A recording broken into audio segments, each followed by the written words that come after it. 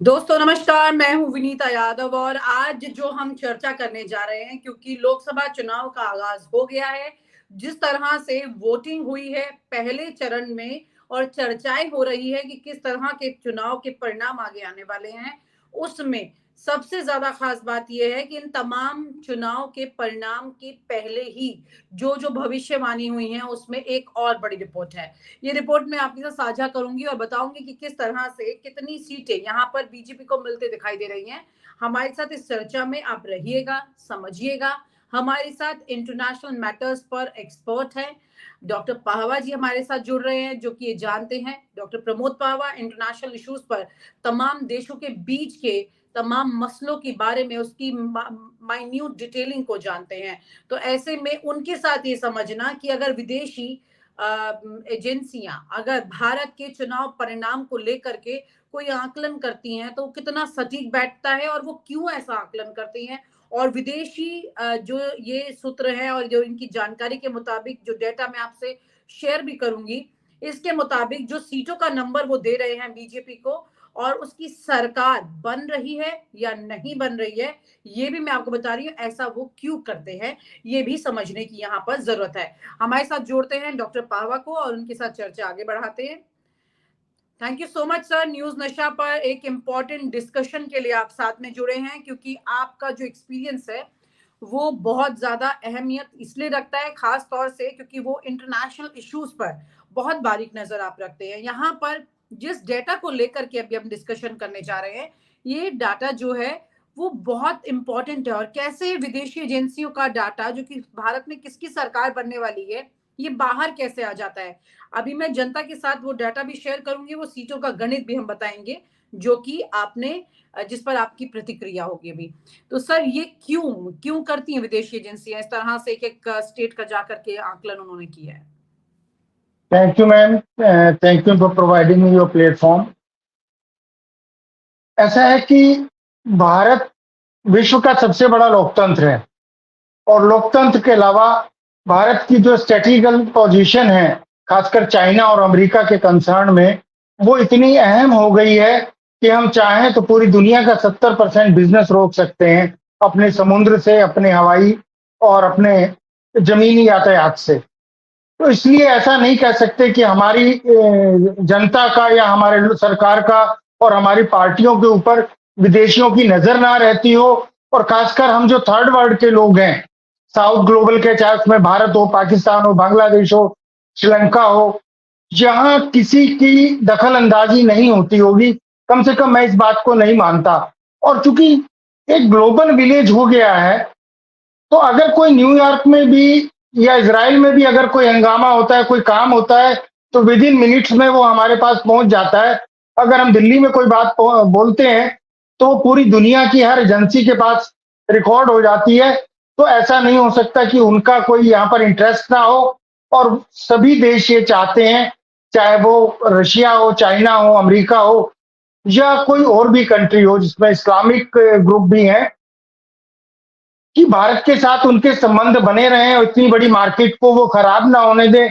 दूसरी जो सबसे अहम बात है, जो एक डीप स्टेट होता है, एक ग्रे गवर्नमेंट है, एक ऐसी सरकार भी है इस दुनिया में जिसको कोई नहीं जानता, लेकिन वो सबके सबके ऊपर उनका निगाह भी होती है, उनका प्रेशर भी होता है और उनके आदेश भी होते हैं।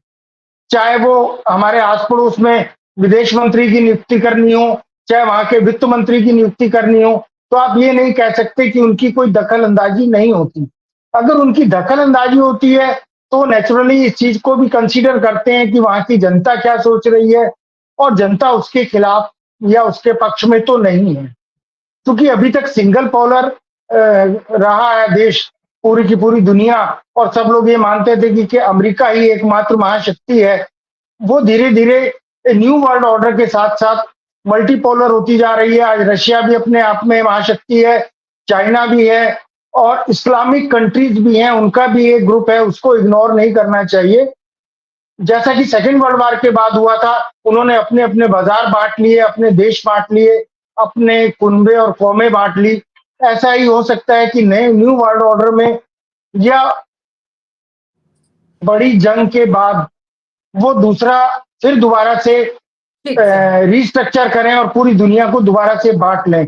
तो इसलिए भारत के अंदर जो इलेक्शन हो रहे हैं, उस इलेक्शन के ऊपर उनकी निगाह नेचुरली है, होनी भी चाहिए और होती भी है, क्योंकि भारत अगर शांति के लिए सबसे बड़ा उदाहरण है, तो विश्व शांति के लिए सबसे बड़ा खतरा भी है, according to the western think tanks. हमारे 140 करोड़ लोग हैं, अगर 1 करोड़ लोग भी इसमें से हथियार उठा लेते हैं या गलत रास्ते पर चले जाते हैं, तो हम पूरी दुनिया की शांति को बिगाड़ने के लिए सक्षम होते हैं। वैसे भी न्यूक्लियर पावर है, बहुत बड़ी पावर है, तो नेचुरली विदेशों ने हमारे ऊपर निगाह रखी और उन्होंने जो आप बता रही हैं, जो रिपोर्ट्स बता रही हैं कि विदेशों में या विदेशी एजेंसियों ने क्या सोचा है यहाँ के बारे में, क्योंकि उनका किसी से लगाव नहीं है, ना वो बीजेपी के पक्ष में, ना कांग्रेस के पक्ष में, ना समाजवादी पार्टी के पक्ष में, तो मानना चाहिए कि उनकी रिपोर्टिंग काफी हद तक सही होगी। और उनकी रिपोर्टिंग में सर जो डाटा निकल के आ रहा है, ये जो सामने है तस्वीर जिसमें दिखाई दे रहा है, कुल मिलाकर 2024 में ये आंकड़ा जो दिख रहा है सीटों का, वो आ रहा है 195, जो कि 303 पर था। 303 से ये गिर करके 195 में इस बार आ रहा है। और ये कैसे यहाँ तक आ रहा है और इसको कितना सही माना जाएगा, ये समझने की जरूरत है। इसी के साथ में एक इंपॉर्टेंट चीज बता दूं सर, फिर उसके बाद में आगे बढ़ेंगे। इस डाटा के साथ में एक और बड़ी खबर सामने आई है कि एक्सेस माइंडिया करके एक ओपिनियन पोल है, और उसके जो हेड है, उन्होंने मिस्टर प्रदीप ने जब अपना आंकलन चुनाव के परिणामों को लेकर, जो उनका ओपिनियन पोल के द्वारा निकली थी डिटेल्स, उसको जब ट्वीट किया, उन पर इतना प्रेशर हुआ कि उन्होंने उस आंकड़े को बदल दिया। मैं आपको दिखा रही हूं वो किस तरह से तस्वीरें सामने आई यहां पर।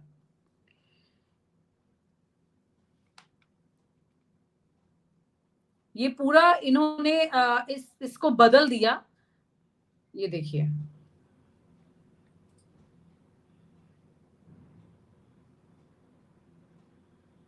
No majority for BJP, NDA has slight as.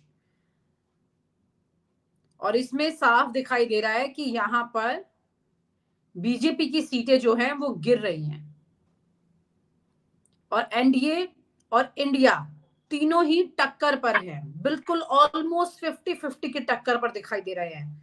दोनों की स्थिति यहां पर ऐसी दिखाई दे रही है। वोट परसेंटेज शेयर की भी अगर बात करें तो उसमें भी बिल्कुल टक्कर पर आ रही है स्थिति। कुल मिलाकर के जो तस्वीर यहां पर बदलती दिख रही है, उस पर चर्चा करना जरूरी है।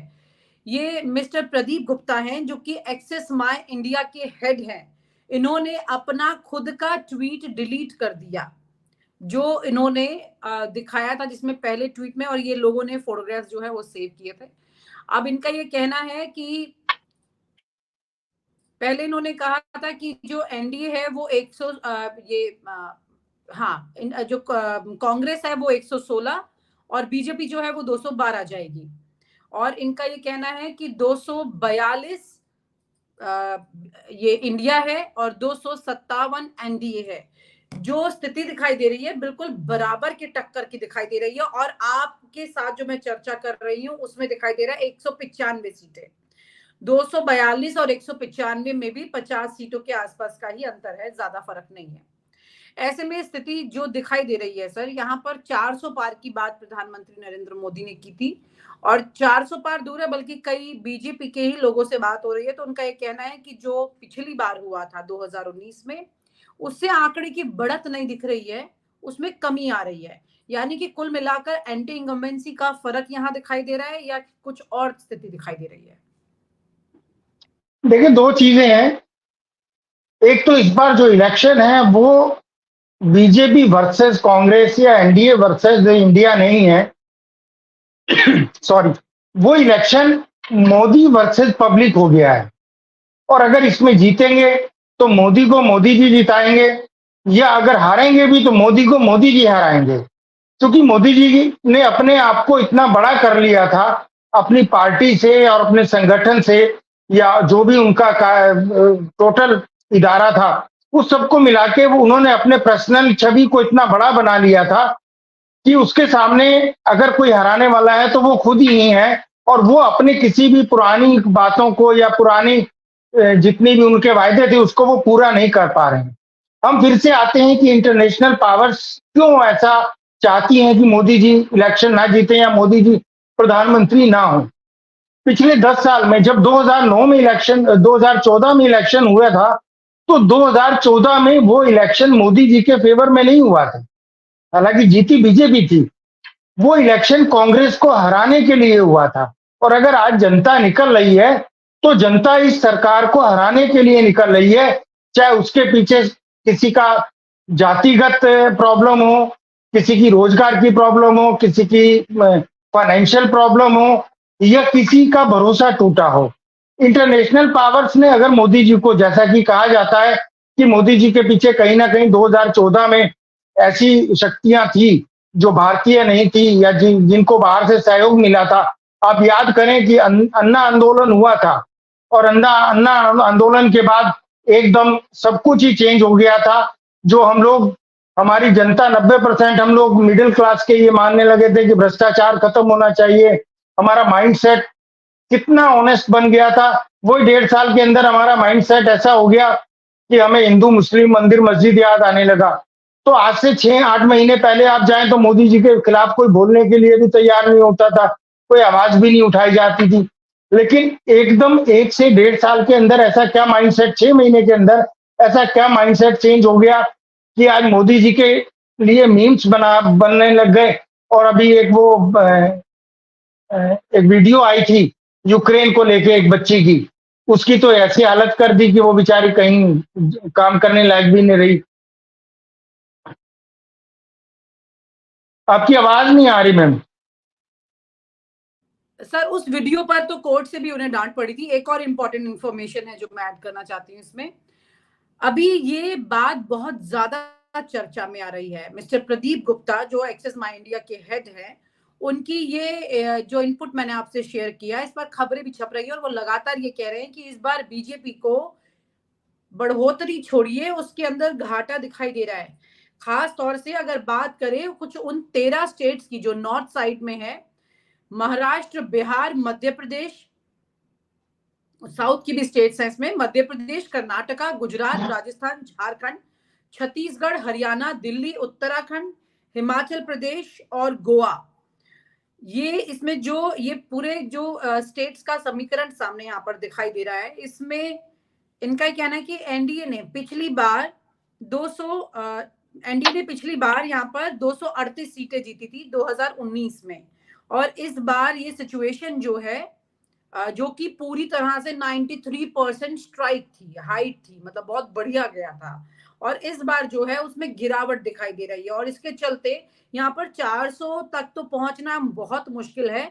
बल्कि इस वाली स्थिति में जो 2019 में थी, इसमें बढ़ोतरी छोड़िए, इसके अंदर गिरावट दिखाई दे रही है। तो यानी कि कुल मिलाकर के बीजेपी के लिए काफी मुश्किल यहाँ दिखाई दे रही है। यानी ये कहा जा सकता है कि जो तमाम राज्यों में जाकर के एक दलों के साथ गठबंधन विपक्ष ने बनाया है और विपक्ष एकजुट हुआ है, उससे एक बड़ा फायदा यहाँ पर हो रहा है कि बीजेपी के लिए मुश्किलें पैदा हो गई हैं। और शायद यही वजह था कि इंडिया को इंडी करके भी संबोधित किया गया, और इसकी ताकत शायद बीजेपी समझ रही थी, जनता भले ही ना समझ पाई हो उस वक्त। नहीं, इन चीजों से और बीजेपी को नुकसान हुआ है, क्योंकि आप अगर विश्लेषक से ट्रोल बन जाएंगे तो पब्लिक भी इस बात को समझती है। और आज आप ये देखिए कि जो मेन मीडिया है हमारा, जिसको टीवी रोड के जितने भी चैनल हैं, वहां के सर्वे और वहां की न्यूज उसको कोई देखना भी पसंद नहीं करता। आज यूट्यूब पर और सोशल मीडिया पर लोगों को ज्यादा भरोसा हो गया है। उसकी वजह यही है कि आपने अपनी क्रेडिबिलिटी खत्म कर दी, और उसी की वजह से वो 300, 350, 400 या जो भी उनके सर्वे आ रहे हों। अच्छा, ऐसा क्यों करा रही थी बीजेपी? शायद मोदी जी को कहीं ना कहीं ये भरोसा था कि मैं ईवीएम से या किसी और तरीके से, जायज नाजायज तरीके से कहीं ना कहीं करके मैं इसको सत्ता को 300, 350, 400 ले लूंगा, जैसे पहले से लोग आरोप लगाते रहे हैं। लेकिन इस बार ऐसा भी नहीं होने वाला, क्योंकि जिन लोगों ने या जिन ताकतों ने 2014 में, 2019 में मदद की थी, सिर्फ जनता को छोड़िए आप, वो उनके साथ मुझे नहीं लगता कि आज की तारीख में है। इन्होंने अपनी साख खुद खो दी है, ये ट्रस्टवर्दी प्राइम मिनिस्टर नहीं रहे। एक चीज और मैं कहना चाहता हूं, देखिए मुझे किसी पार्टी से कोई पक्ष विपक्ष वाली बात नहीं है।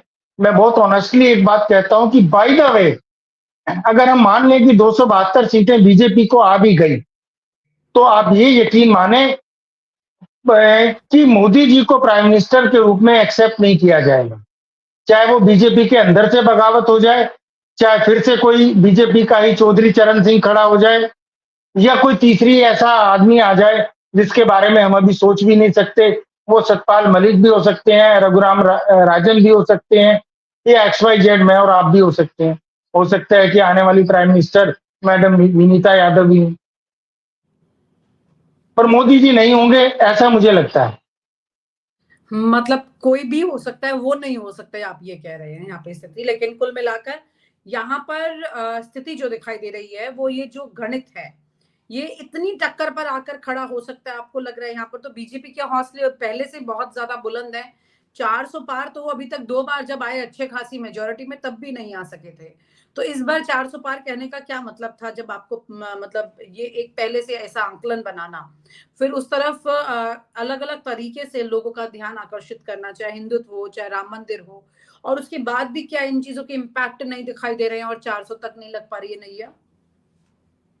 देखिए 4 से 6 महीने के अंदर जो विश्व का सिनेरियो है, जियोपॉलिटिक्स है, उसमें बहुत बड़े चेंजेस आए हैं।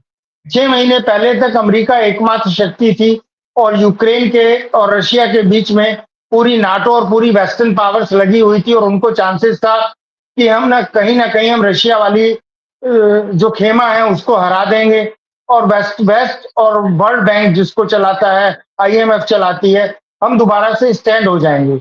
लेकिन चूंकि रशिया ने धीरे धीरे यूक्रेन में नाटो को और पूरी वेस्टर्न पावर्स को, जिसमें अमेरिका जिसको लीड कर रहा था, उसको डाउनवर्ड कर दिया है। उधर इसराइल के ऊपर भी वो सब चाहे वो हमास हो, हिजबुल्ला हो, या यमन हो, जो भी लोग हों, हुती हों, उन लोगों ने उसको इतना प्रेशराइज कर दिया है। कुछ ईरान जैसी और मुस्लिम कंट्रीज इकट्ठी हो गई हैं। ईरान और सऊदी अरब के बीच में मेल जोल हो गया है। सऊदी अरब और यूएई अमरीकी खेमे से डी डॉलराइजेशन की तरफ, चाइना की तरफ जा रहे हैं, और चाइना और रूस को आप एक ही समझें। तो ऐसे में आप कैसे मान सकते हैं कि वो पावर्स जो अभी तक मोदी जी को सपोर्ट कर रही थी, वो फिर से सपोर्ट करेंगी? उसके अलावा अमेरिका ने कभी मोदी जी से ये उम्मीद की थी कि वो चाइना को कंटेन करेंगे, लेकिन मोदी जी ने क्या गलती की, ये दो नाव में सवार होकर चलते रहे। उधर चाइना से भी इन्होंने संबंध अच्छे बना के रखे और उसको भी क्लीन चिट दे दी कि ना कोई घुसा है ना कोई घुस आया है। उधर अमेरिका के लिए भी काम का सा बीटा जैसे समझौते कर लिए। उधर इसराइल को उन्होंने और यूक्रेन को भी असला और जितनी भी सहायता हो सकती थी, उसमें मैन पावर भी है, हमारे 20,000 बंदे वहां पे भेजे इन्होंने, 42,000 लोगों का वहां कॉन्ट्रैक्ट करके आए। तो ऐसे में अपनी साख खत्म हो जाती है, और अगर प्राइम मिनिस्टर की या किसी भी नेता की अपनी साख खत्म, गुडविल खत्म हो जाए, तो फिर कहीं ना कहीं बाहर वाले भी ये सोचते हैं कि आदमी रिलायबल नहीं है, और जिसकी रिलायबिलिटी नहीं रहती, जिसकी क्रेडिबिलिटी नहीं रहती, उसके साथ कोई आदमी वर्क नहीं कर सकता। और वो आगे यानी कि आने इस वाले पर आप जो कह रहे हैं कि अंतर्राष्ट्रीय स्तर पर भी मोदी की जो इमेज है वो वीक हुई है, उसमें अमेरिका या बाकी जो देश जिनका एक बड़ा इंटरेस्ट आ सकता है वो कमजोर हो गया है, वो उस पसंद में भी कई पायदान नीचे आ गए हैं, क्या ये कह रहे हैं आप? नहीं, आप खुद देखें, कनाडा जो हमारा एलाइज कंट्री जो मानता हूं मैं, कम से कम हमारा पंजाबी और गुजराती डायस्पोरा वहां बहुत ज्यादा है, उसने हमारे ऊपर इल्जाम लगाए हैं निज्जर को लेकर। अमेरिका ने हमारे ऊपर पन्नू को लेकर इल्जाम लगाए हैं। तो ऐसा तो भारत के साथ आज तक नहीं हुआ। मालदीव हमारे अगेंस्ट हो गया, भूटान हमारे अगेंस्ट हो गया, बांग्लादेश हमारे अगेंस्ट हो गया, पाकिस्तान अभी इल्जाम लगाने लगा कि हमारे यहाँ 20 आदमी पहले मारे हैं और एक आदमी अभी असलम तांबा अभी मारा है। चाहे उन्होंने खुद मारा हो, या वहां के किसी गुंडे ने मारा हो, या उसकी आपसी रंजिश में मरा हो, लेकिन आरोप तो हमारे ऊपर लग गए। तो अंतरराष्ट्रीय रूप से हमारी भारत की छवि इतनी खराब कभी नहीं हुई। हम मस्जिदों के आगे जय जय श्री राम के नारे लगाने के बाद उनको लगने लगा कि कहीं ना कहीं इस्लामोफोबिया के बाद पॉसिबिलिटी है कि हिंदूफोबिया ना खड़ा हो जाए। कम से कम कनाडा को मैं पर्सनली अच्छी तरीके से इसलिए जानता हूं कि मेरे बड़े अच्छे मेरा तो परिवार वहीं रहता है। तो वहां ये हालत है कि गुजराती समाज के जो हमारे भाई बहन जाते हैं देसी, उनको किराए पर मकान नहीं मिलता। जी जी सर, तो अब जो कुल वहां मिलाकर के ये अभी अभी ये तो एक इंटरनेशनल इश्यूज के ऊपर बात जो आ रही है, जिसमें कि प्रधानमंत्री नरेंद्र मोदी फेल हुए हैं कई जगह पर। कई इस तरह के मामले सामने आए हैं जहां पर कूटनीति में जो वो खुद को एक एक्सपर्ट मोड में ला सकते थे, वो दिखाई नहीं दिए हैं। कुल मिलाकर ये कहा जा सकता है कि अभी जो सीटों का गणित है वो गिरता हुआ दिखाई दे रहा है, यानी कि मोदी ब्रांड पर भी एंटी इनकम्बेंसी लगती है। एब्सोल्युटली ऐसा है। और इसके पीछे एक बहुत बड़ी वोट पावर्स वो भी है जो भारतीय हमारे बाहर रहते हैं। अगर हमारे 90 लाख भारतीय बाहर काम करते हैं तो उनके परिवार तो यहीं रहते हैं ना। उन परिवारों के भी वोट जोड़ लें। जो मोदी मोदी करते थे टाइम्स स्क्वायर पे, आज वो नहीं कर रहे हैं। तो उन सबको भी अगर आप जोड़ लेते हैं, पंजाब अगेंस्ट है, हरियाणा अगेंस्ट है, चाहे उसके पीछे किसान हो, चाहे उसके ऊपर पहलवान हो, पहलवान बच्चियां हों, या कोई भी रीजन रहे हों। अल्टीमेटली ऐसा तो कभी नहीं हुआ कि हमारे मिनिस्टर्स मैं जहां वेस्टर्न यूपी को बिलोंग करते हैं, जो मेरा नेटिव विलेज है, वहां तो संजीव बालियान को गांव में नहीं घुसने दिया गया। तो ऐसी स्थिति पहले कभी नहीं आई, इमरजेंसी के बाद भी नहीं आई, जब जनता पार्टी बहुत तेजी से जीती थी। तो जी उसका इफेक्ट तो होगा। तो 101% जी मुझे नहीं लगता कि 303 तक ये पहुंच पाएंगे या 300 भी पहुंच पाएंगे। और मैं तो चूंकि ठीक है ट्रस्ट करता हूं 195 पर। जो लोग कांग्रेस को या विपक्ष को बहुत ज्यादा चाहते हैं वो 150 की बात करते हैं। जो बीजेपी के समर्थक है नेचुरली वो 300 की बात करेंगे या हाँ 350 की बात करेंगे। लेकिन मैं 195 पर हूं, उसमें 5 प्लस माइनस हो सकती है। जी सर, कुल मिलाकर के इस बार ऐसा हो सकता है कि विपक्ष में तमाम जो दल हैं वो उन्होंने अपने गठबंधन की वजह से जो बीजेपी के लिए मुश्किलें पैदा की है, शायद वो अच्छी खासी टक्कर उनको देखा है। परिणाम के बाद ही पता चलेगा क्या स्थिति फाइनली निकल के आएगी। लेकिन फिलहाल विदेशी एजेंसी हो या फिर देश की एजेंसी हो, सभी इस वक्त मोदी ग्राफ में गिरावट बता रही हैं। बहुत बहुत शुक्रिया sir, thank you so much for joining the show. Thank you ma'am, thank you very much. और आप हमसे जुड़े रहने के लिए सब्सक्राइब करें YouTube पर, फॉलो करें ट्विटर पर और लाइक करें Facebook पर। और ज्यादा जानकारी के लिए आपको टाइप करना होगा सिर्फ न्यूज नशा।